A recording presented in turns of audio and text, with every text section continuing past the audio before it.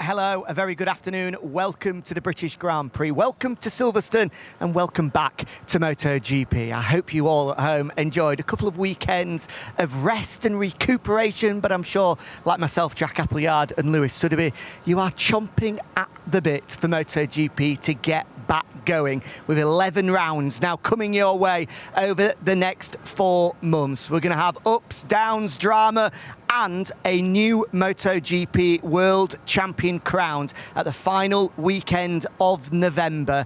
But the big question is, who is that man going to be? A big question, a difficult question, because at the moment, after halfway through this 2026 campaign, we see 5 riders at the top of the standings, separated by just a single victory. 25 points, splitting the top 5 in the standings. Lewis, great to be back, and what a second half of the year we have in store. Yeah, I think we all needed that summer break, given how frenetic the first half of the season was, but it kind of came at a time when the World Championship was really hotting up. We just wanted to get to the next Grand Prix, and this is a venue that produces racing up there with the very best on the planet. I'm sure we'll get into it over the course of this Gear Up show, but 11 different winners in the last 11 British Grand Prix, and several of the title chasers are not among that list, so it could easily become a dozen here this weekend. It has been a thrilling 2026 season so far, and we're all eagerly anticipating the next chapter, a weekend that's already started with a special event in our nation's capital that you were lucky to be at this morning. Yeah, absolutely has. A slightly different start to a Grand Prix weekend for us this morning, as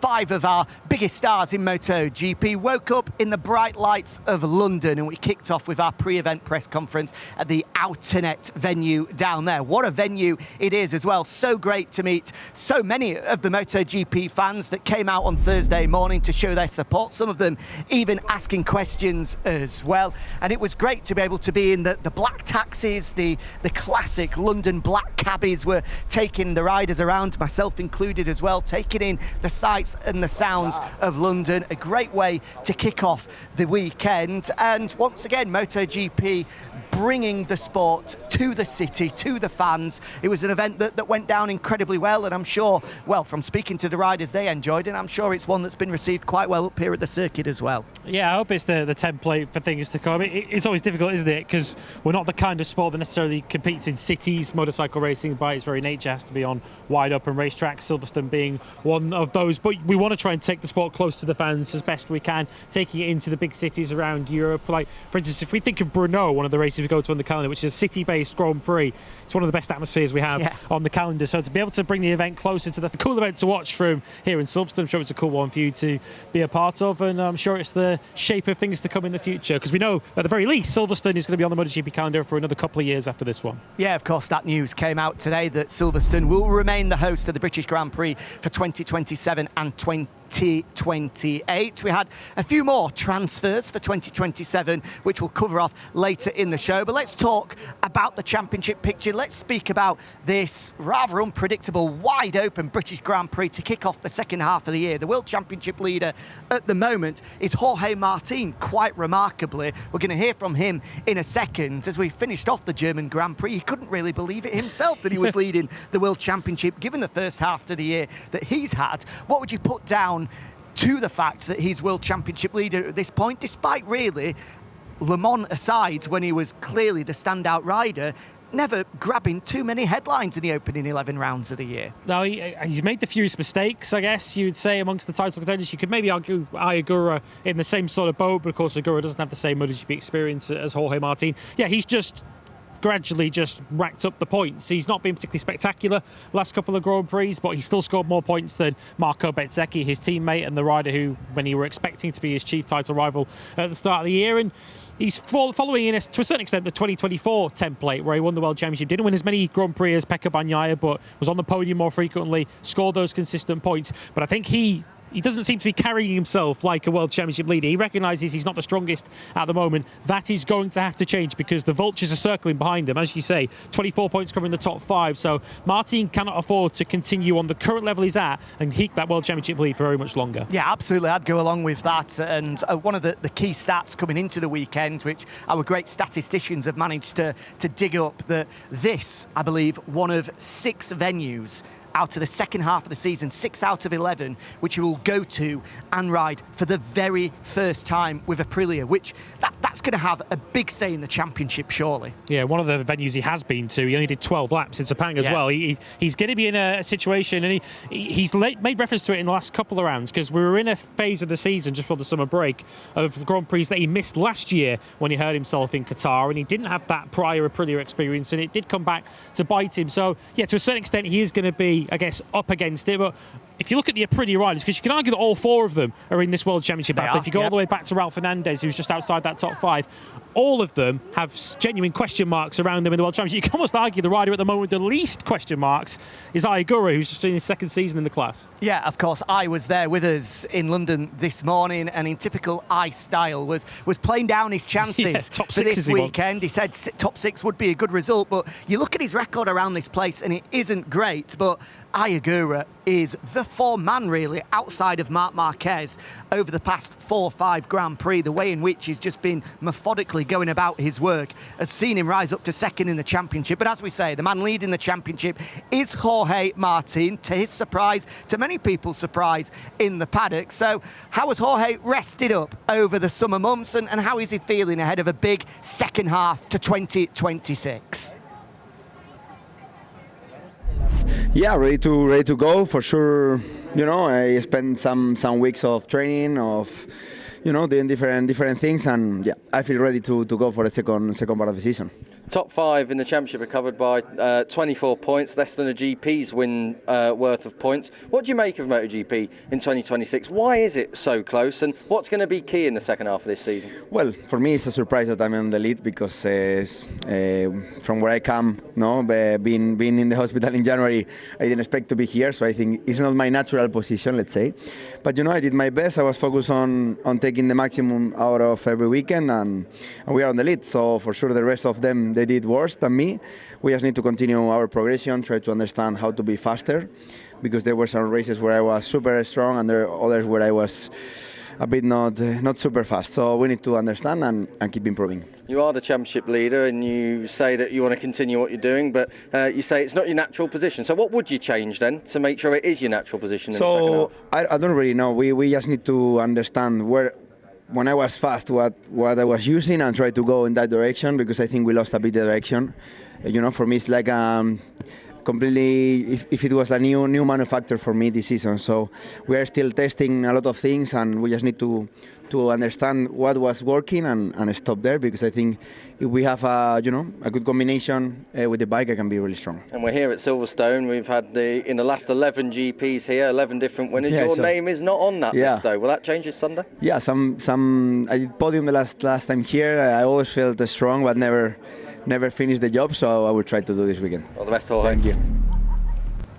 There we go. Good to hear the Martinator, full of confidence, the World Championship leader, of course, the former MotoGP World Champion in 2024. Can he pull off the remarkable once again? He took the #1 plate from Ducati to Aprilia in 2024. Is he going to take it from Aprilia to Yamaha? I mean, if he is to do that yet again 2 years later, what a story that would be. Would be incredible. And yeah, I think he's one of the genuine contenders to become that 12th different British Grand Prix winner here this weekend.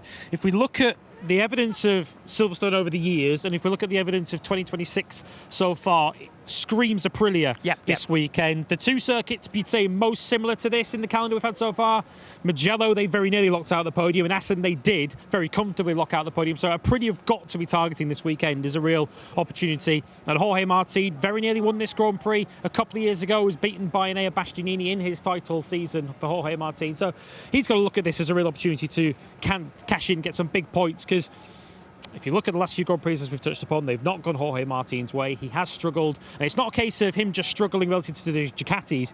He's been struggling relative to all the other Aprilias, in particular the pair at Trackhouse. So that's something that Jorge Martin is going to have to change if that title lead is going to extend beyond this weekend. But as we've said time and time again on this show, points make prizes, and that is what he has done best up to this point in the World Championship. Another man that has been racking up points at quite a rate ever since he returned from injury in Mugello is is Marc Marquez. The reigning world champion is undoubtedly the form man in the championship at the moment. 3 victories out of the last 4 going into the summer break sees him right in striking distance of the world championship lead now. Now, this isn't a circuit that you would say has been one of Marc Marquez's favourites. Only 1 victory here, coming back quite some time ago now, over a decade ago. In fact, he was competitive last year, finishing second to his brother in the sprint before crashing out of the first running of a dramatic British Grand Prix. Got very lucky and eventually was able to salvage a podium, but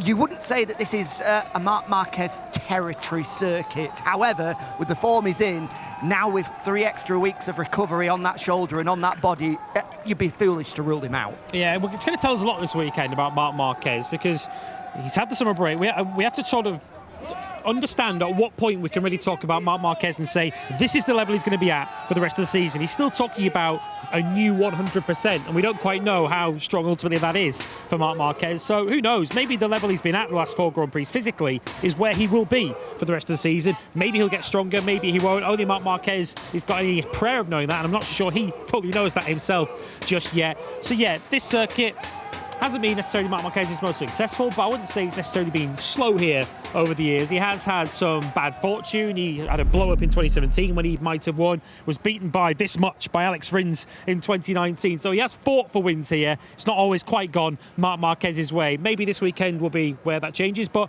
I do wonder what Marc Marquez's target is here this weekend, whether it's a win or whether he's just looking at podium, top 5 and just minimising the points loss. I think he's taking a long-term view. Because Aragon comes up next. Aragon coming up next. That is Marc Marquez territory. He will be the red-hot favourite there.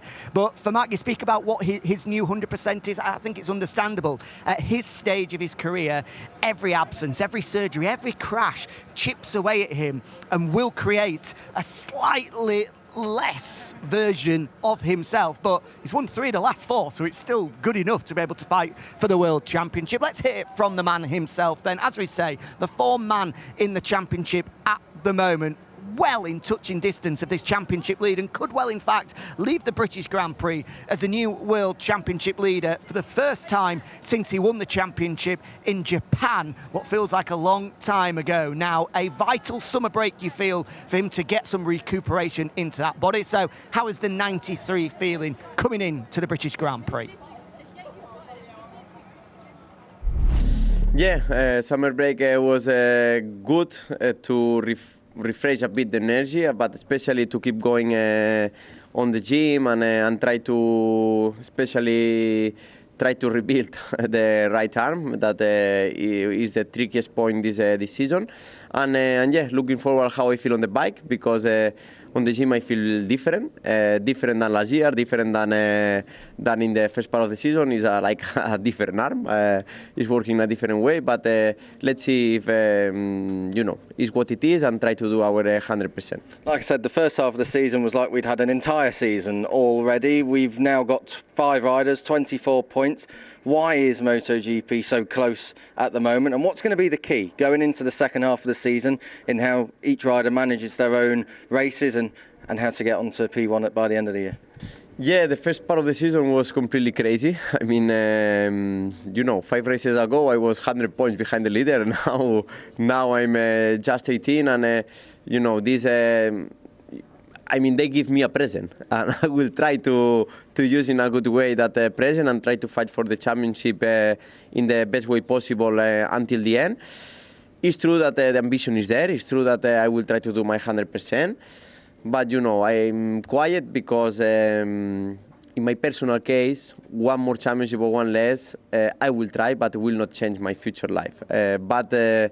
We are 5 that we are fighting for the championship, and that riders, 3 of them are fighting for his first MotoGP World Championship. So this can change your life. So they will push, and they will push his 100%, and they will take a lot of risk, of course. I heard you speaking earlier that there are going to be some circuits where you will suffer, and the ones you don't suffer, you will attack. Silverstone, you haven't won here since 2014. Of all the tracks you've previously won at, this is the longest wait. We're now 12 years later. Can you fight for victory this weekend, or is it, as you said earlier, a track where maybe you suffer a bit? This track defend, the others need to attack. I will attack in the next ones. Thanks, Marc. Thank you. So there we go. We got the answer to your question. I'll attack at Aragon. Yeah. I'll defend here, and you can understand why as well. Some really interesting quotes in that one. The first one that stuck out to me, Lewis, was we were talking about the fact, has that 3-week summer break allowed him to build up his physical condition? From what Marc was saying there, it seems as though he's got into the gym and realised that he's hit his limit, a new limit, a limit which is reduced on what it was last year, saying that he feels different on the bike, but he just has to get used to that now. And that is an interesting one. And then following on from that, how he was saying that another World Championship won't change my life. I'm not going to go all in and risk to win a World Championship. Do I believe that? No. if there's an opportunity for Marc Marquez to win a race, to win a World Championship, he will go all in and will give everything to get that. But interesting that those are the sort of words, that is the sort of mood and energy that he's giving off at this stage. I think what he's doing there, Marc might correct me on this, is he's putting a little bit of pressure on Aigura, Marco Bezzecchi, Fabio Di Giannantonio, the so three well. riders in that top 5 that he's alluding to who have not won a MotoGP World Championship. He's sort of saying to them, this one is going to mean a lot more to you than this one does to me. And he's also saying to them, I've been down this road many, many times. I know what it takes to win a World Championship. They don't. And that is going to be crucial as well. The other quote that jumped out at me, again pointing the finger at his competitors, saying, they have given me a gift, a present, Several of them. which they have as well. He said 5 rounds ago, I'm completely out of this championship. I'm 100 points adrift. Marco Bezzecchi has just won the Italian Grand Prix. Aprilia have dominated it. I don't think there were many people on Sunday night in Mugello saying that Marc Marquez was going to be World Championship leader, potentially in 6 rounds' time, but that could well be the case. His competitors have given him a gift in the 5 rounds that have just gone past. You could argue Marco Bezzecchi specifically, we'll hear from in a moment, he's given Marc Marquez 4 gifts in the last 4 Grand Prix because he didn't score a point in any of them. Not all Marco Bezzecchi's fault, of course. Hungary, certainly not his fault. That was more blame you put on the door of his teammate, Jorge Martin.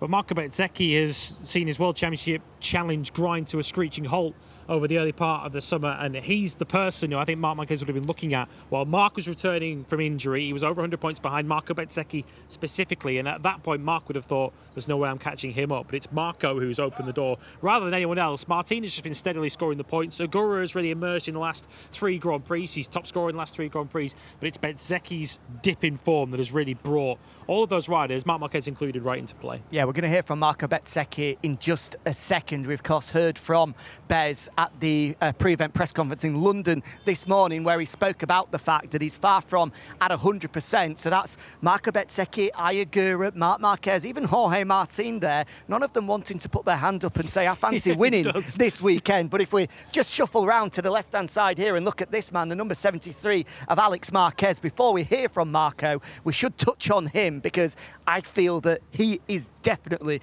going to be one man that will fancy his chances here this weekend. Only rider to win 2 sprints here at Silverstone. Won his first here in 2023, won the sprint last year. Of course, it was such a weird Sunday Grand Prix here last year with the cold conditions, with the strong winds. Of course, Alex had that crash right at the start of the initial race before it got red flagged. So it was a bit of an unusual Grand Prix, that one, which I think Alex Marquez was the heavy favourite to win going into the Sunday last year. I guess much like Marco Bezzecchi, but to a lesser extent with Alex Marquez because his injury was on about a month further back into the past. But I guess Alex Marquez's question mark will be, is he 100% or is he just somewhere below that? Because the results that he got at both Assen and Sachsenring in the sprint, of course, the Sachsenring race he crashed out of 2nd place, I think were above expectations for Alex Marquez, given how physically he was feeling. So the 4-week break would have come at a very good time for him, and he'll hope to be fighting fit and fighting at the front here. Yeah, and you're right to pinpoint the results at the Sachsenring in particular. Could have quite easily been a pair of 2nd place finishes behind his brother, which is a pretty impressive result. As good as a win for everybody else, isn't it? Given where he had been just 6 weeks earlier. So I think we can be safe in saying that Alex Marquez, with that extra time, is going to be one of the real contenders. And he has his circuits, weekend, doesn't he? He has his circuits, Alex Marquez, where he's a clear specialist. We know he's going to be strong before we even arrive there. Jerez, Barcelona, Sepang, and probably Silverstone. So yeah, watch him closely. And where has he been victorious over the last 12 months? Sepang, Barcelona, Jerez.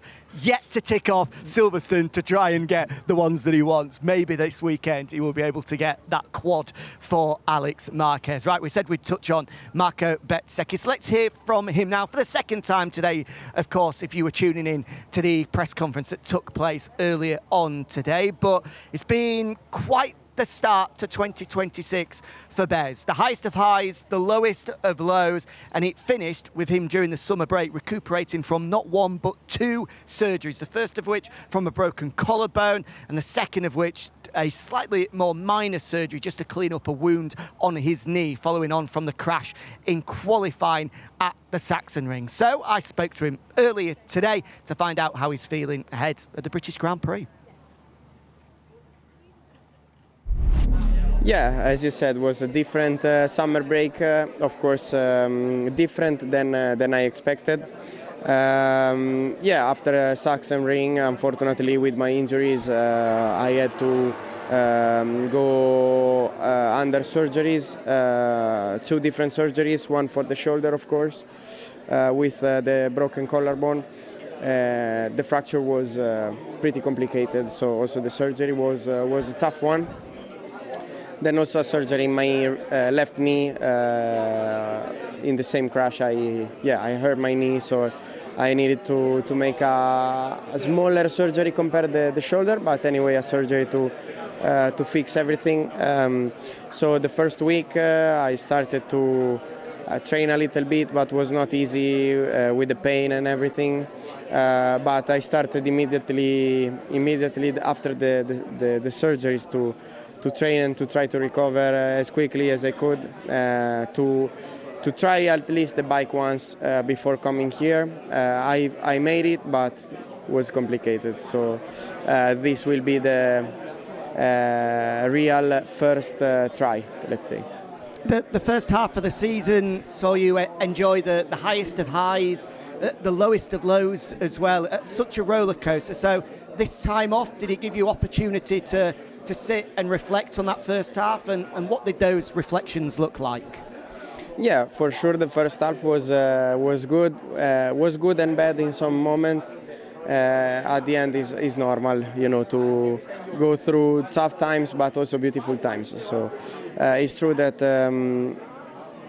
when you get injured it's always tough, but when you get injured and then you have a lot of time alone, is even more tough. So for sure I thought a lot during this summer break, but I spend the time with the closest guys and with my friends, my families, everyone that tried to stay close to me, and I'm sure that will be good then.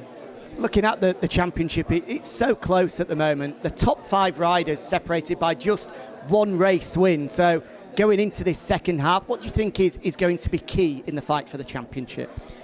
Well, the championship is amazing at the moment. It's true that regarding myself, especially here in Silverstone, will be a surviving weekend. So hopefully the gap will not be too much bigger after this round. But we are still in the fight, so the second half of the championship will be super important to try to be back on the confidence quite quickly after this accident in Sachsenring, and then just try to be competitive every time, enjoy on the bike. But this I always do it, so we will have fun.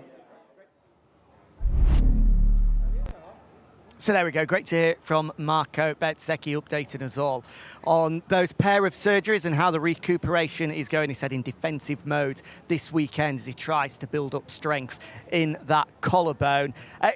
For Bez, he needs to see a checkered flag first and foremost. He needs to start to build up that confidence, which I think everyone can anticipate and expect is pretty low at the moment, given what he's been through over the past couple of months. Just bring home some points, Marco, I think will be the Aprilia message here this weekend. He's still, 20 points or so off the World Championship lead, so all it would have taken is a couple of 4th or 5th places in those races that he's crashed out of, or the race he'd start in Brno, and he'd still be in the World Championship right now. So it's far from a crisis in terms of the overall picture for Marco Bezzecchi. It's kind of just a crisis in terms of how he got there with the last 4 Grand Prix. He's far from out of the World Championship, and I think a fully fit Marco Bezzecchi would have been the favourite coming into this Grand Prix weekend because he won here last year, albeit a slightly fortunate victory because of what happened to Fabio Quartararo when he was in the lead. So, Marco Bezzecchi has just got to focus on seeing the checkered flag, but I kind of think that was his approach in the Sachsenring too, and he still crashed in qualifying, a crash where I don't think he really needed to make that mistake in qualifying. He got a lap on the board in Saturday qualifying. He'd already got himself onto the third row of the grid, then he crashed. So Marco Bezzecchi just seems to be in a bit of a downward spiral. The summer break, I think, came at a good time for him, even if he brought his summer break forward by a couple of days. And I think if he can get out of here with a couple of top 6 finishes, as much as that's not really what Marco Bezzecchi fully fit would be achieving, I think he would probably sign for that right now. Yeah, I mean, it's a baseline to build from, and that's what he needs at the moment. The words of Paolo Bonora, Aprilia race team manager, still stick with me from Sunday morning in the Saxon ring, where he said the Marco Bezzecchi that led 100 straight MotoGP laps, the Marco Bezzecchi that dominated his home Grand Prix is still there. He hasn't lost that talent. He hasn't lost that ability. It's all of us now about trying to get him back on track and trying to rediscover that magic, which I'm sure they will be able to do. And if they do that, then he is still a serious contender for this World Championship. And the bike still works. As much as Ducati have sort of drawn level with Aprilia in the last few Grand Prix, Marc Marquez winning 3 of the last 4. Of course, we had the Alex Marquez and Gian Antonio wins just before that. They've won 6 of the last 8 Grand Prix, something like that, since we came back to Europe. But Ayagura is the top point scorer in the last 3 Grand Prix. So that Aprilia still works. Trackhouse proved it in the last couple of Grand Prix. So if Marco Bezzecchi can rediscover that confidence level that he was at, and of course keep himself free of injuries, there's no question that Aprilia have got the package that can still win this World Championship. So as much as Ducati have caught them up, it's not like we're going into a realm of 2025, 2024, 2023 where Ducati were leagues ahead. They're far from that. Aprilia have still got the bike that can win this Grand Prix if the riders deliver. Yeah, we're in for a fascinating end to 2026, and you might be able to see that we're going to focus a little bit on 2027, because since we were last with you, we've had confirmation of a move that I think a lot of us have been anticipating for over 6 months now. Fabio Quartararo finally has been confirmed as a factory Honda rider in 2027. And when asked about it in the press conference this morning, I think Cal Crutchlow put it perfectly. It looks as though it could be a dream marriage, that an incredibly hungry and motivated MotoGP factory and an incredibly hungry and motivated MotoGP world champion, both of them trying to get back to the top. It feels as though that is a partnership that we're going to be speaking about a lot next year. Yeah, Fabio Quartararo has shown on occasion this season, when the Yamaha has wanted to cooperate with him, that he's still every bit as good. He's one of the top 3 riders in the world, in my opinion, in terms of pure talent. He's found it difficult through stages of the season to keep himself fully motivated. I can kind of understand that, even if he's been paid very handsomely by Yamaha. That relationship, which many would have thought would have run for Fabio Quartararo's entire MotoGP career, it felt like it had reached a point where they both needed a split from each other. Yamaha needed to move on in a different direction. They've done that with Jorge Martin and Ayagura, and Fabio Quartararo needed something different. And he's clearly identified Honda with the new regulations coming up for next season, the 850s, the reduced aero, of course moving to Pirelli tyres as well. He's identified Honda as the bike that he needs to be on to get back to winning again, and Honda have identified him as the rider to deliver with it. And some rumours coming from Mugello, where there is an 850 test going on at the moment with 4 of the 5 manufacturers, is that the fastest man there is Takaki Nakagami on the Honda. So I would not be surprised if in this second half of the year, Fabio Quartararo has one eye on getting himself to the end of the year fully fit, He's in one circling piece. December the 1st, isn't he, on the calendar? Yeah, I think he is ready to rock and roll with Honda. If 2027 could start tomorrow, Fabio Quartararo would sign. The big question is, who is his teammate going to be? We've had confirmation that David Alonso, of course, the Colombian sensation, the man that broke records in Moto3 and is still in the fight, you have to say, for the Moto2 Championship this year, has signed a factory Honda deal, but no confirmation at which team yet. Will it be Alonso or will it be Brazilian Diogo Moreira? It seems as though at the moment things are starting to lean in the favour of Moreira, but still, regardless, Honda once again, they've got their World Championship winning rider in Fabio Quartararo, and they've got a future star in David Alonso. Yeah, Honda will say we've got the next 10 years covered off with the riders that we've got within our team, with Quartararo, who's still not exactly old in MotoGP terms, and of course Moreira and Alonso. I think it's telling, isn't it, that they didn't announce which team that David Alonso was going to ride for, which either tells us that they've not found a way to announce it yet, or they've not made the decision themselves as to who that's going to be.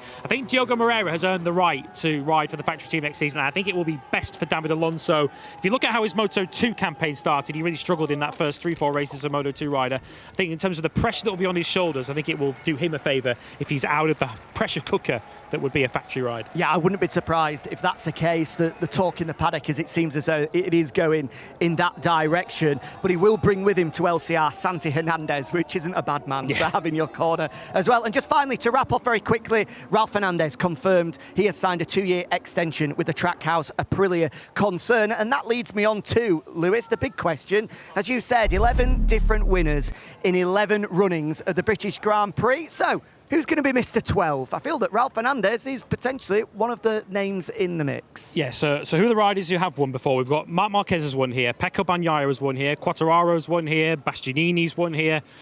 Martin hasn't, Agura hasn't, Ralph Fernandez hasn't, Didier hasn't, Alex Marquez hasn't. So I think there are 5 genuine contenders there. I quite like the look of Agura here this weekend, I have to say. It's a bit of a left field shout. It's not a circuit that necessarily he's shone at in the past in Moto2, Moto3. Of course, he only got as far as FP1 last year in MotoGP before he broke his leg. But I just think he's in such a rich vein of form at the moment.